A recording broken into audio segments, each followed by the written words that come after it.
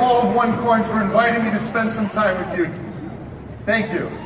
My name is Principe. I'm the publisher of Financial IT Magazine. We've been covering cryptocurrencies and blockchain for over a year. We're one of the early leaders in this coverage. And today I'm here and I'm pleased to talk to you about the value chain revolution, and all of you are part of it. But before I get into this, I want to just tell you an interesting statistic.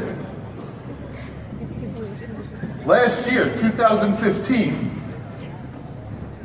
Interpol found that people robbing banks has gone down by 37%. It's good news.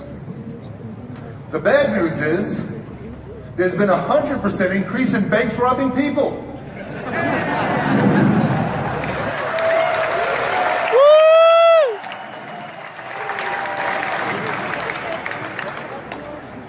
So let's get started.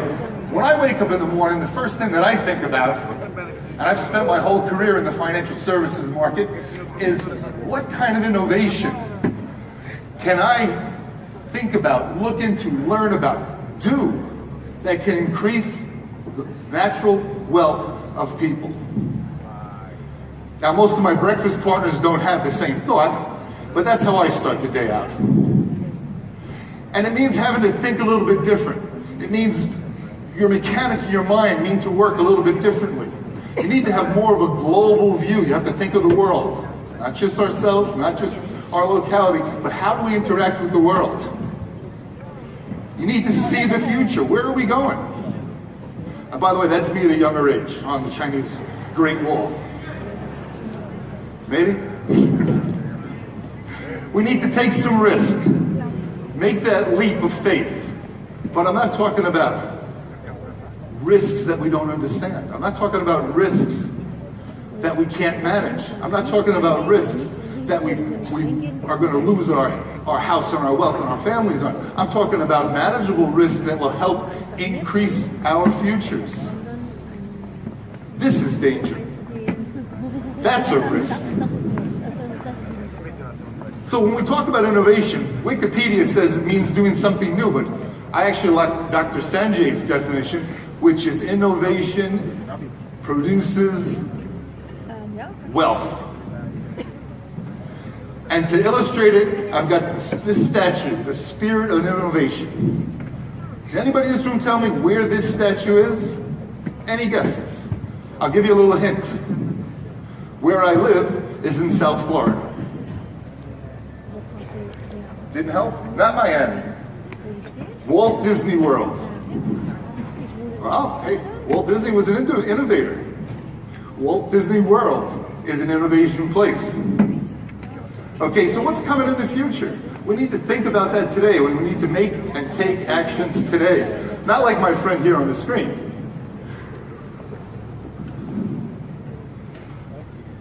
Everybody in this room, everybody in OneCoin are pioneers. Pioneers of a new financial future. Can you give all of yourselves one big applause?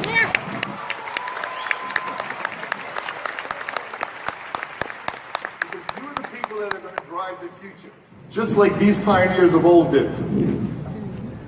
You're going to break through. You've already broken through. Look at the numbers we've heard so far today. It's pretty amazing. It's time now. It's time to take action. It's time to move ahead. It's time to start telling the banks and the governments what it is we want to do. Do we know what we want to do? We want to get out of the waters that's infested with the banks and the governments. And we want to jump out and find a new future. We want to shout to them and tell those banks and the government what it is that's important to us. Do we know what's important to us? That's right. Set my money free.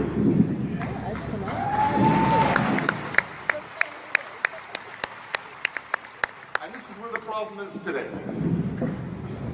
So you could load up all your money and take it to the bank.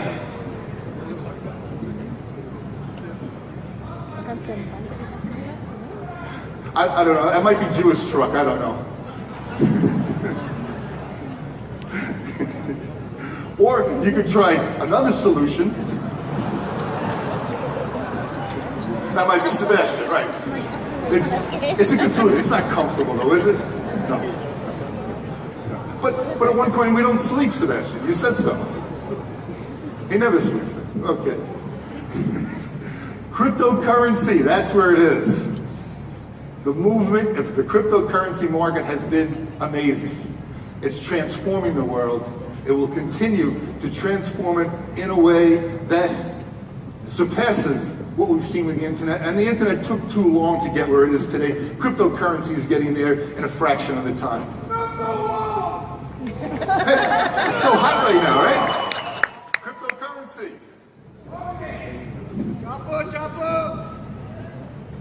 We need to look at things a little bit differently now. Now we know what the goal is. Cryptocurrency is the way to set our money free. We are the barbarians at the gate. The establishment right now is scared. They're scared because things are changing. They're not controlling it. We're tired of them controlling it. So what are we talking about when we talk about the cryptocurrency value chain? Well, there's a lot that we can talk about. I've got 4 things here. There's many more. It's a conversation I would love to have with each and every one of you in this room because I've got a lot to say about it and a lot of opinions. And I'm very fortunate to speak to a lot of people in this industry. But the 4 main benefits are the unbanked. It's a tremendous problem. Sending your money where you want to send it. Preserving your money. Being able to actually hold on to the wealth that you earn with your hard day's work and the sweat that goes into it. And being able to buy and sell what you need, what you want, when you want it, through global trade. There's many more, but for me, these are the 4 keys. So, actually these slides were supposed to move when I'm ready, and they didn't. But we have, for the unbanked, there's the unbanked, there's the underserved. Okay, unbanked we know, those are the people that can't get bank account or that have no access to bank accounts. Underserved are people with bank accounts that don't get the services they need. The unbankable, right? These are people the banks don't even want to deal with. And then you have the people that are mildly banked, which are the people that, the banks kind of give the account to, but they're not really interested. And it's such an important topic. There was a movie in 2009, Banking the Unbanked. And there's a formula, the unbanked curve. So people have put a lot of time and effort into coming up with a lot of the issue that goes on with the unbanked. And I'm very pleased to say in my conversations with Dr. Ruja that this is an issue that is so close to our heart that she's stepping up and taking action.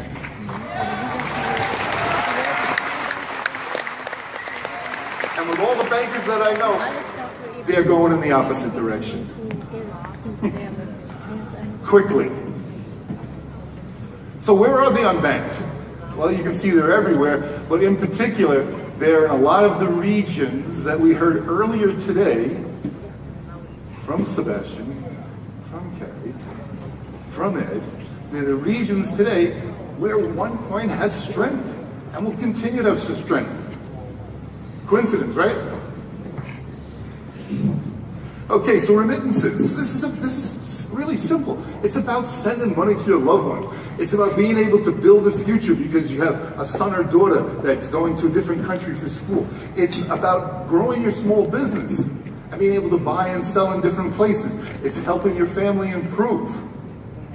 It's the poor paying the poor.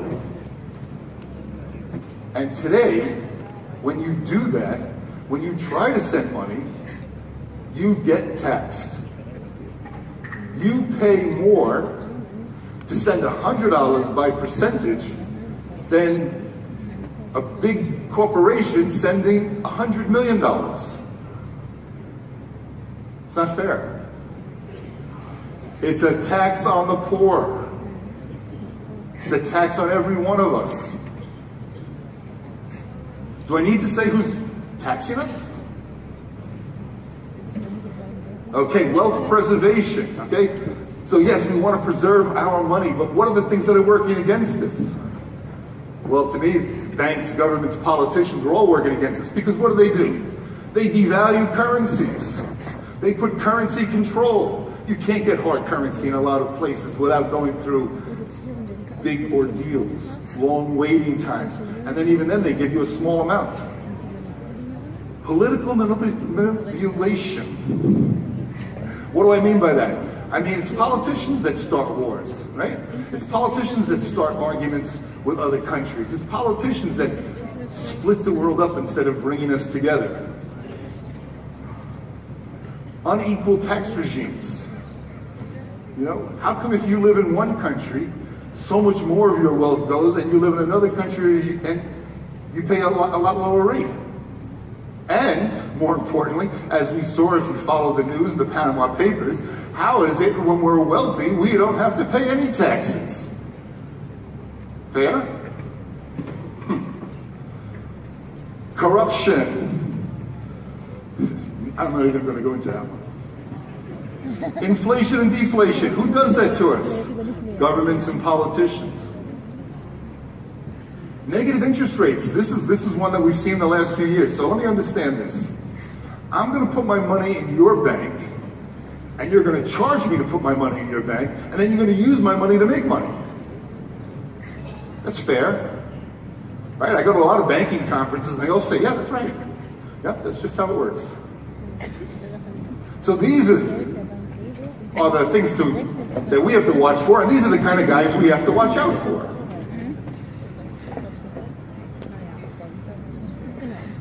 Anybody vote for them? Well, you might have, you just didn't know it until you see these pictures, right? So just to give you one example, OneCoin's very strong in China, but what's happened in China? Well, in August of last year, we had a devaluation. That means everybody went to sleep at night with X number of dollars, X amount of value, and when they woke up the next morning, what did they find? All of a sudden, we have less than what we had the night before. Is that fair? Who does that? Governments, politicians, and banks. We had a similar incident just in May, where again there was a small devaluation. And this doesn't just happen in China, this happens in all countries, and by the way, it's worse in a lot of countries. So that's the thing that scares me. When is it going to happen next? Where is it going to happen next? Is it going to happen in your country? Is it going to be your currency? You want to keep your money in your bank? When you wake up in the morning, it's a sinking feeling. When all of a sudden you look on your bank statement and you find you're not worth as much as you worked for. That your bucket of sweat just got dumped out.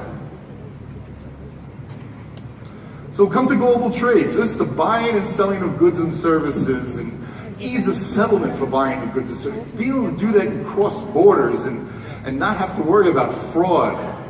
As we heard, that there's a big push on security and some very impressive offer of a competition from OneCoin, right? It's the inaccessibility of certain markets and restrictions on what you can buy or sell. And who does that? Well, it's governments. It's the banks. You want to make a cross-border payment? Oh, well, there's a payment fee, there's FX charges, there's, I don't know, the bank in the middle charges, right? You want to buy some things in certain countries, and, oh no, we have an embargo on that country, and, well, I don't know, I personally don't have a fight with, or I'm battling with anybody, any country or nationality. Oh, but if my government has, well then I can't do business. I can't buy what I want and get the items that I need. Sound fair to you? This is why global trade is important. And all I want to do is point out to the number in the middle, because in 10 years from now, the global economy is going to be worth $166 trillion. That's trillion with a capital T. There is a huge potential for a cryptocurrency to be a trade currency. A cryptocurrency that's done right, that's done with visibility, with compliance, that's done so it can cross borders, that's done so that it's easy for somebody to be able to buy and sell things. Today, in global trade, the US dollar is 80% of all the buying and selling that's done globally. That's way too high.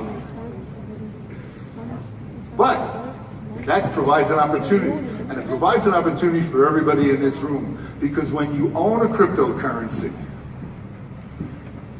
and you have merchants that accept that cryptocurrency, now you can buy and sell without bank charges, without FX fees, without being told that country's okay or that product's not okay.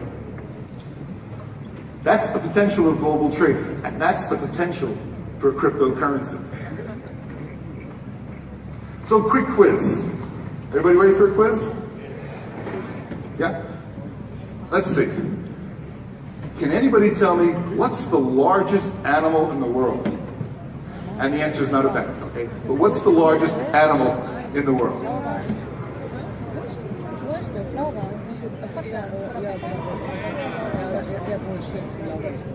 Yes, it's the whale. And this is one of the things that we have to understand. I'm going to use nature to explain it to you. You see, whales, as big as they are, live, thrive, and survive on one of the smallest animals in the world, which is plankton. Okay? So let me bring that analogy home, is that all of us in this room are plankton. The governments and the banks are the whales. What we don't realize is they need us to survive. Without us, they die. Now, they don't want that secret out. But what if we were to get together on our own and form a huge colony of plankton and support that with a financial system that doesn't depend on the whale?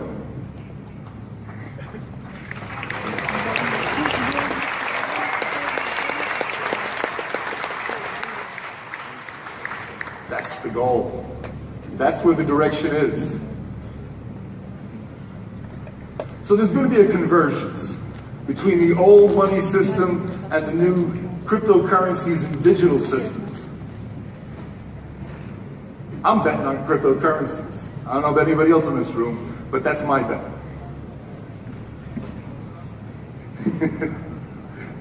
Who in this room wants to be part of the in crowd? Who wants to be leaders? And of course, in your own businesses here in OneCoin, everybody should be a leader and everybody should strive to be a leader. But we're talking beyond that. We're talking about a global leader. We're talking about everybody here being examples for everybody else in the world. Everybody being examples for those people that can't stand up for themselves. So let's be part of that in crowd. Let's bring other people into that in crowd. Let's spread that message across this globe. Do we want to be part of the Internet of Things? Do we want to be connected to everything that's going on? Do we want to be on the cutting edge of technology? Cryptocurrencies. That's what's going to power a lot of this. Cryptocurrencies, underlined by the technology of blockchain. But there's so little time. What are you doing with your time? What are you thinking about? What are you waiting for? This is an interesting scale. It's called the cost of inaction. Some of you might have felt this already. Some of you might have had a friend come to you and say, hey, you know, I should help you be part of OneCoin, as an example. I should help you be involved in cryptocurrency. And you might have said at that time, I don't understand it. I don't know if I have the money for that. I don't know if I have the time. But did you think of what's the cost of inaction? And then what happened? A month went by and all of a sudden you saw your friend with a brand new car, right? How many people have been able to buy brand new cars? Cost of inaction. And that cost of inaction only helps guys like this. That's who you're really helping when you hesitate on getting involved with the future economy of the world. This is where you all want to be. It's kind of a nirvana state, you know. We've got the financial thing is taken care of. We can buy and sell what we want. We can get all the nice things that we want. We can think now of things that really are important. Helping our families, helping our friends, helping our countries. So, when somebody asks you, or when you ask somebody to take a look at cryptocurrencies, to get involved in cryptocurrencies, to find that as the new medium of financial exchange and value, remember the turtle. He only sticks his neck out when he makes progress, right? Let's all be part of progress. So I'm going to leave you with a quote from one of my favorites. Maybe people have heard of the immortal Bruce Lee. And his famous quote is, "Be like water, my friend."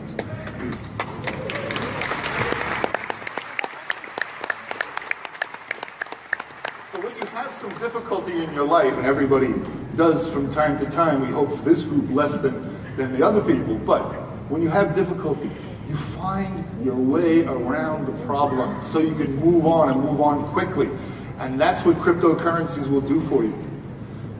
So I'm going to close with "Be like water, my friends," and give you just a quick little view and advertisement for Financial IT. I would be really pleased and encourage and invite all of you to go to our website, financialit.net, and sign up for our newsletter and look for some of our information that we're going to be coming out in the future.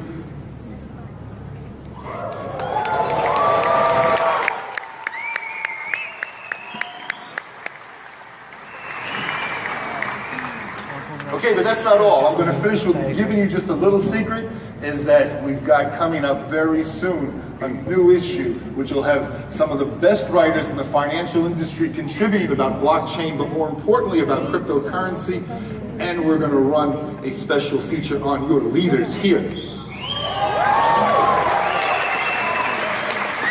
We're going to find out what they think, what they see in the future, and spread that around the financial community in a way they've never seen before. Thank you very much. Have a good day. Have a good night.